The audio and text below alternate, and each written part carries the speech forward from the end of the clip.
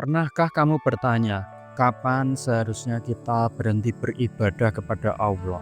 Apakah ketika kita sudah merasa cukup? Atau ketika tubuh tak lagi kuat berdiri? Atau mungkin saat merasa sudah mencapai tingkat spiritual tertentu?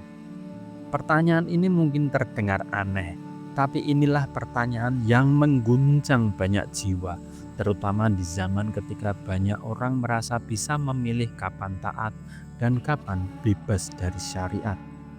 Tapi jawabannya ternyata sederhana dan sangat mendalam.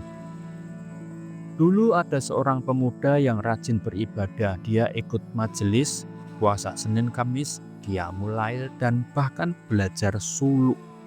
Pertanyaan spiritual yang katanya bisa mendekatkan diri ke derajat makrifat. Dia tidak tidur 3 hari 3 malam. Katanya itu latihan. Tapi tahukah kamu bagaimana akhirnya? Dia kehilangan arah dan akalnya. Banyak orang tertipu oleh ibadah yang tidak sesuai syariat. Mereka berpikir kalau aku sudah sampai pada derajat makrifat, aturan agama tidak berlaku lagi untukku. Seperti cerita tentang orang yang merasa dirinya menyatu dengan Tuhan lalu berhenti sholat, berhenti puasa, dan merasa bebas melakukan apapun karena katanya aku sudah menunggal dengan Gusti. Tapi apakah itu yang diajarkan Nabi?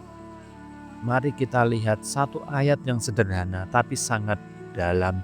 Wa'bud rabbuka hatta ya'tikal yakin. Artinya sembahlah Tuhanmu sampai datang kepada yakin. Apa itu yakin? Para ulama sepakat maksud dari yakin di sini adalah kematian. Jadi selama napas masih ada, ibadah tidak pernah berhenti. Tidak ada batas pensiun untuk sholat. Tidak ada tiket makrifat yang membebaskan kita dari puasa, zakat, dan aturan Allah. Bahkan Nabi Muhammad yang paling mengenal Allah tetap salat berjamaah hingga tubuh beliau tak sanggup lagi berdiri. Itulah teladan sejati. Diceritakan Abdul Qadir Jailani, seorang ulama besar, pernah diuji dengan cahaya yang muncul di kamarnya saat ia sedang beribadah malam. Cahaya itu berkata, "Wahai Abdul Qadir, kamu telah sampai derajat makrifat. Mulai malam ini kamu bebas dari kewajiban syariat." Terus apa yang beliau lakukan? Beliau meludahi cahaya itu dan berkata, "Pergilah wahai makhluk terlaknat." Ternyata itu adalah setan yang menyamar. Dan setan itu pun berkata, "Kau selamat karena ilmumu. Banyak ahli ibadah sebelum kamu yang aku sesatkan dengan cara ini." Iblis tidak selalu datang dalam wujud godaan yang jahat. Terkadang dia datang dalam bentuk perasaan tinggi, dalam perasaan sudah cukup, atau bahkan merasa lebih dekat dengan Allah dari orang lain. Tapi inilah jebakan yang sangat halus dan sangat mematikan. Penduduk neraka suatu hari berkata, "Kami dulu tidak sholat, tidak memberi makan orang miskin. Kami hidup dalam sendau gurau sampai kematian datang menjemput kami. Mereka tahu tapi tidak berbuat. Mereka percaya tapi tidak patuh.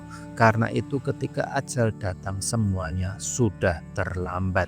Saudaraku, hidup ini bukan tentang seberapa tinggi ilmu kita atau seberapa dalam pengalaman spiritual kita, tapi tentang seberapa lama kita tetap taat, terus beribadah dan tidak pernah berhenti sampai maut menjemput. Dan ini bukan hal mudah, karena itu kita butuh lingkungan yang mendukung, majelis ilmu yang istiqomah, dan hati yang terus bersandar kepada Allah. Beribadah sampai mati bukan soal intensitas, tapi konsistensi. Bukan tentang satu malam penuh tangisan, tapi tentang setiap hari yang tidak kita lewati tanpa menyebut nama Allah. Itulah makna sejati dari wa'bud rabbuka hatta ya'tikal yakin. Karena seorang hamba akan tetap menjadi hamba sampai ia dipanggil kepada Robnya. Teruslah beribadah, teruslah taat, jangan berhenti sampai nafas terakhir. Terima kasih telah menonton dan sampai jumpa di lain waktu.